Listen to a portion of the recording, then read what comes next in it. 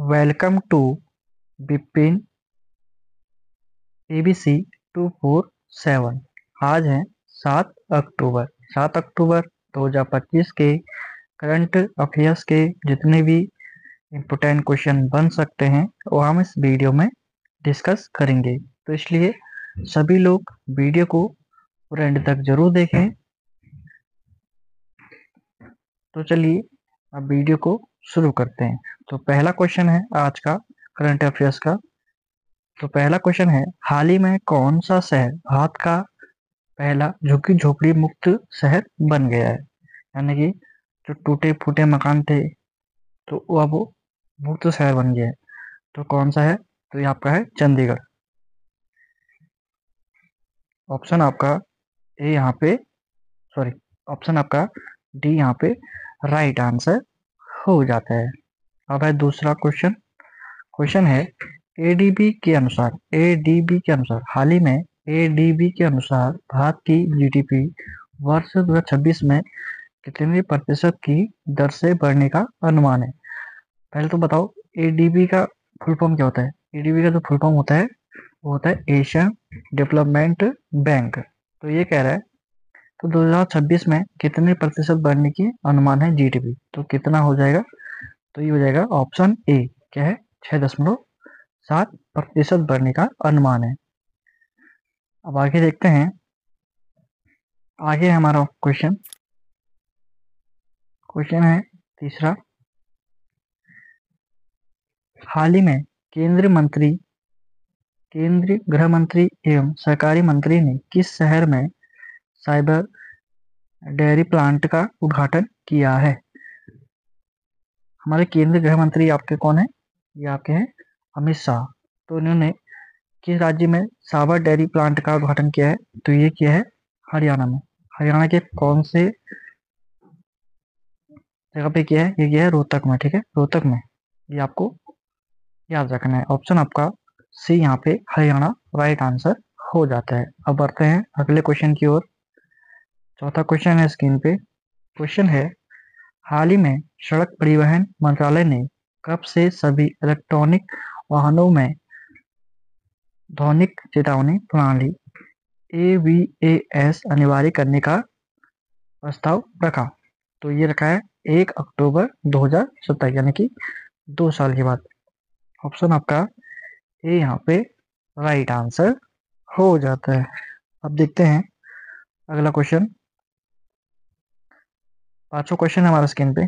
Question है, हाल ही में केंद्रीय मंत्री ने कहा माई भारत मोबाइल एप्लीकेशन की शुरुआत की है? तो केंद्रीय मंत्री कौन है? मनसुख मंडाविया। तो इन्होंने भारत मोबाइल एप्लीकेशन की शुरुआत की है। तो कहाँ की है? तो ये की है नई दिल्ली में। ऑप्शन आपका बी यहाँ पे राइट आंसर हो जाता है। अब देखते हैं आगे। छठा क्वेश्चन की ओर पढ़ते हैं। छठा क्वेश्चन है हमारा स्क्रीन पे। क्वेश्चन है, हाल ही में केंद्रीय पर्यावरण मंत्री ने किस राज्य के मनेसर में मनोजन का शिलान्यास किया? तो पहले तो बताइए केंद्रीय पर्यावरण मंत्री कौन है? तो इनका नाम है भूपेंद्र यादव। क्या नाम है? भूपेंद्र यादव। तो इन्होंने कि राज्य के मनेसर में नमोचन का शिलान्यास किया? तो ये किया है, ये हो जाता है आपका ऑप्शन बी हरियाणा में। कहाँ किया है? हरियाणा में। ऑप्शन आपका बी यहाँ पे राइट आंसर हो जाता है।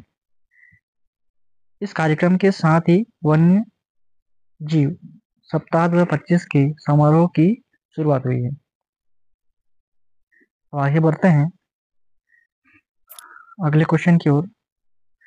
क्वेश्चन है हमारा सातवां क्वेश्चन है, हाल ही में RBI reserve bank of India ने कब से निष्क्रिय खातों और दावा न की गई राशि को त्वरित रूप से वापस करने के लिए योजना की घोषणा की है? तो ये की है 1 अक्टूबर 2025 से। ठीक है, 1 अक्टूबर 2025 से।